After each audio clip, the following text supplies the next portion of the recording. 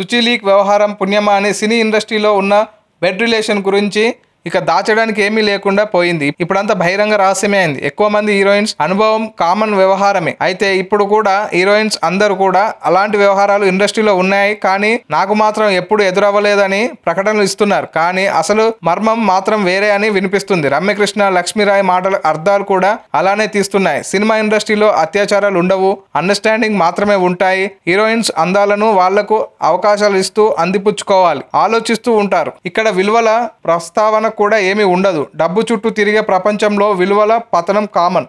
ఇండస్ట్రీకి కథ కూడా సేమ్ టు సేమ్. రీసెంట్గా చిరు 150 మూవీ సినిమాలో ముందుగా క్యాథరిన్ తీసుకున్నారు. లారెన్స్ కొరియోగ్రాఫర్ అవగానే క్యాథరిన్ ప్లేస్లో లక్ష్మీరాయ్ని ఎలా వచ్చింది, క్యాథరిన్ ఎందుకు తీసేశారు, లారెన్స్ లక్ష్మీరాయ్ ఎందుకు తీసుకున్నాడు, అదే అసలు మ్యాటర్. అందరూ కూడా పై విషయాలు చెప్పుకుంటా పోతున్నారు. ఇక్కడ అగ్రిమెంట్, కమిట్మెంట్ చాలా కామన్ వ్యవహారం. 90% మంది హీరోయిన్స్ అందుకు సమ్మతించిన వారే.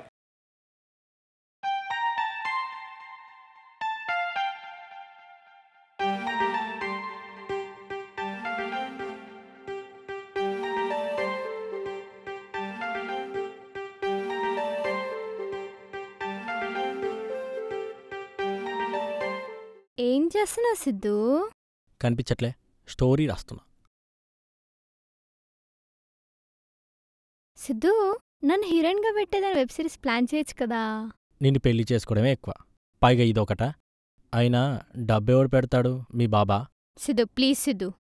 సరే గాని చేద్దాం. ఇంతకీ టైటిల్ ఏమనుకున్నావు?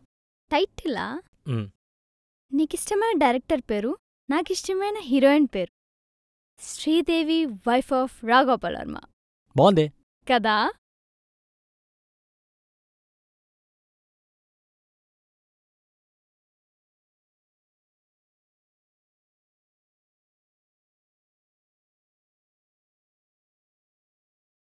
మీకు నచ్చినట్లయితే సబ్స్క్రైబ్ చేయండి. ఫిలిమి స్టార్స్ బోలెడంత న్యూస్ బోల్డ్గా.